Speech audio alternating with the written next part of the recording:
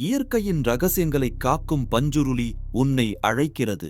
ஒரு காலத்தில் மேற்கு தொடர்ச்சி மலையின் அடர்ந்த காடுகளில் மனிதர்களும் விலங்குகளும் இயைந்து வாழ்ந்தனர்.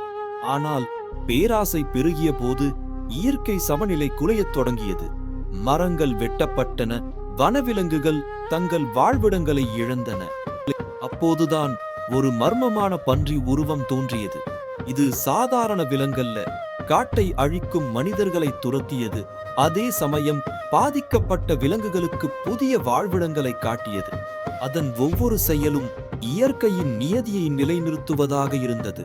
இந்த மர்மமான சக்தியை கண்ட பழங்குடி மக்கள் இது வெறும் விலங்கல்ல, இயற்கையின் காவல் தெய்வம் என்பதை உணர்ந்தனர்.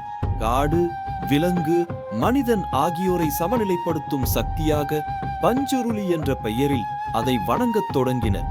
இன்று வரை தெய்யம் மரபில் பஞ்சுருளி ஒரு பலமான தெய்வமாக போற்றப்படுகிறது.